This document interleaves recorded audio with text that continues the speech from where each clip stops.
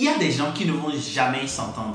Donc, il ne sert à rien de forcer les personnes qui ne pourront jamais s'entendre à faire union. C'est la nature humaine qui est comme ça. Il y a des personnes avec qui on ne pourra jamais s'entendre. Et donc, lorsque tu veux résoudre un conflit en situation professionnelle, il faut t'assurer que tu n'es pas dans un cas où les personnes en conflit ne pourront jamais s'entendre.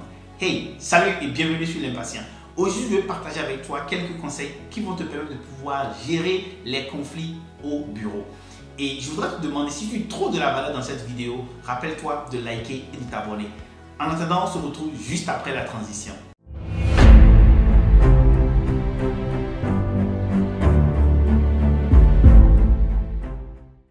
En entreprise, les désaccords ne manqueront jamais. Il va arriver des situations dans lesquelles des personnes vont être en achoppement. Et tu seras appelé en tant que manager ou simplement en tant que leur superviseur à apporter des solutions, à chercher à régler les conflits. La première chose à faire lorsque tu veux régler un conflit en situation professionnelle, c'est de ne pas ignorer le conflit.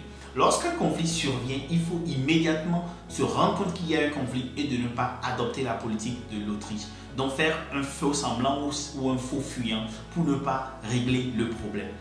Et cela va sans dire qu'il faut donc immédiatement, lorsque tu découvres un problème, constater le problème et vérifier est-ce que ça nécessite une intervention immédiate. La raison pour laquelle il faut éviter de faire semblant lorsqu'on a un conflit en soi, c'est que ne pas constater, ne pas accepter qu'il y a un conflit peut envenimer la situation, peut rendre le conflit très grave. Et lorsque le conflit est très grave, cela va empiétrer sur la qualité du travail, sur les collaborations qu'ils doivent avoir et en général sur l'avancement ou bien le développement même de l'entreprise. La deuxième chose à faire lorsqu'il y a un conflit en situation professionnelle, c'est de prendre un peu de temps et de calme. Évidemment, lorsque les collègues sont en achoppement très intense et ça va peut-être jusqu'au mai, là, il faut intervenir immédiatement. Sinon, lorsqu'il y a un conflit, il faut patienter, il faut attendre un peu avant de pouvoir inviter les parties à une réconciliation ou de pouvoir régler le problème. Souvent, il faut donner 1 à 3 jours maximum pour pouvoir convenir et mettre les parties ensemble et essayer ainsi de trouver une solution au problème. Là où il est important de ne pas directement sauter en situation, c'est que les collègues n'ont pas été digérés, la situation est encore très chaude et confuse. Et l'ego des différentes parties est encore surdimensionné parce qu'il y a eu un achoppement. C'est-à-dire, chacune des parties va penser et va toujours penser, lorsque le conflit est encore chaud, qu'il ou elle a forcément raison et ne pas être donc ouvert ou ouverte à une conciliation, à une solution amicale. La troisième chose à faire lorsqu'on veut régler un conflit au bureau, c'est d'inviter les différentes parties à la discussion. À ce niveau-là, il faut penser et chercher un endroit relativement neutre dans lequel tu invites les parties en conflit pour pouvoir échanger. Ici, la clé lorsque tu invites les différentes parties à un endroit neutre, c'est de les écouter. Et il faut s'assurer que les différentes parties savent et ont bien l'impression et dans la réalité qu'elles sont écoutées, qu'elles sont entendues. Et ceci est très important pour pouvoir régler le problème. Il faut donc ici, lorsque tu invites les différentes parties, de pouvoir créer un espace de communication. Parce que lorsque les deux parties n'arrivent pas à s'exprimer, n'arrivent pas à dégager ce qui est sous leur cœur ou sur leur cœur, tu ne pourras pas donc régler le problème. Ici, lorsque tu n'arrives pas à créer cette communication, ce sera une tentative à l'échec. Et ce n'est pas du tout bien lorsque tu veux régler un problème de créer un autre problème parce que simplement tu n'as pas créé l'espace pour que les différentes parties puissent échanger pour arriver à une conclusion. La quatrième chose à faire lorsqu'on veut régler un problème, c'est d'éviter des partis pris.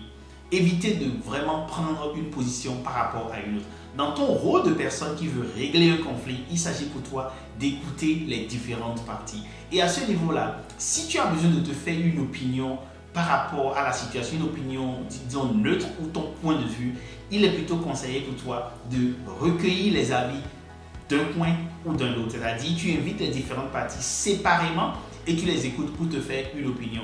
Et à ce niveau-là, il faut laisser les différentes parties donc exposer leur version des faits, c'est-à-dire comment elles le sentent. Une manière de le faire, c'est de demander pourquoi la situation a été comme ça et comment tu l'as vécu.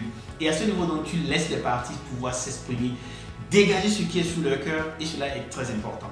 Lorsque tu évites de prendre parti, il faut essayer autant que faire se peut de ne pas partager l'information à toute l'équipe ou à la grande équipe. Il faut vraiment rester neutre pour pouvoir concilier les différentes personnes qui sont en conflit. Le cinquième conseil pour régler un problème, c'est de ne pas forcer l'entente. Il y a des personnes qui ne pourront jamais s'entendre et il ne sert à rien de forcer l'entente. Il ne sert vraiment pas à rien de vouloir forcer l'entente. C'est la nature humaine qui est comme ça. Il y a des personnes avec lesquelles on ne s'entendra jamais. C'est la nature humaine. Il faut l'accepter comme cela.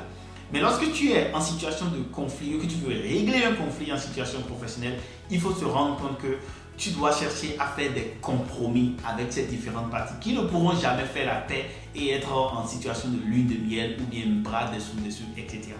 Donc ici, il est vraiment important de te rendre compte de est-ce que j'ai affaire à une situation dans laquelle ces parties-là, ces différentes personnes ne pourront jamais s'entendre. Et lorsque c'est le cas, il faut vraiment simplement chercher à faire un compromis au lieu de chercher à forcer les gens à faire la paix. Le 6e conseil pour régler les conflits, c'est de rester concentré sur l'objectif. Lorsqu'on est en situation professionnelle, quel est l'objectif? L'objectif, c'est entre autres de permettre à ce que les projets puissent avancer, de permettre à ce que l'entreprise puisse progresser, de permettre à ce qu'on puisse vendre, puisse grandir, etc. Et donc, il faut rester vraiment focus sur cet objectif-là en cherchant tout le temps réconciliant les gens, en cherchant à régler le problème.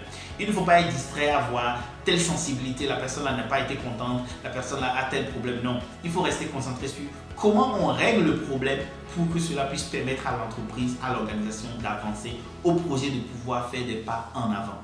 Et donc, il faut, en tant que personne qui va régler un conflit, rester extrêmement focus. Le dernier conseil pour régler un conflit, c'est de prendre les dispositions pour que ces conflits-là ne surviennent plus dans le futur.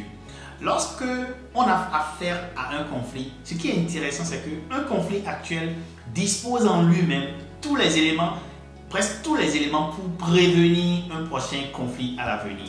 Donc après avoir résolu un conflit, il faut que tu fasses un pas en arrière pour t'asseoir, pour réfléchir à quelles sont les choses qui ont été faites, quelles sont les situations qui étaient là, qui ont créé ce terreau de conflit. Et qu'est-ce qu'on peut faire pour éviter cela? Est-ce qu'il faut faire des activités, par exemple, pour renforcer la cohésion de l'équipe? Est-ce qu'il faut faire des choses pour créer une ambiance de familiarité, une ambiance de soutien, pour renforcer la synergie de l'équipe ou faire des choses pour permettre aux gens de pouvoir s'exprimer, de dégager leur opinion, de pouvoir se vider plus régulièrement? Et donc, lorsque tu as un conflit devant toi que tu as résolu, il faut immédiatement penser à quels sont les enseignements que tu tires pour qu'un tel conflit ou un conflit en général ne survienne plus dans le futur. Voilà quelques conseils que j'ai voulu partager avec toi sur comment régler un conflit. Si tu as trouvé de la valeur à cette vidéo, rappelle-toi de liker, de t'abonner. À ton avis, quelle est la source des conflits en milieu professionnel? Dis-moi cela en commentaire. Et si tu as aimé cette vidéo, rappelle-toi de partager, car partager, c'est grandir ensemble. Je suis Marius Chabi et j'accompagne le professionnel compétent à s'expatrier. Pour travailler avec moi, m'écrire en commentaire privé ou sur VIP@limpatient.com. Et sur ce, portez-vous bien.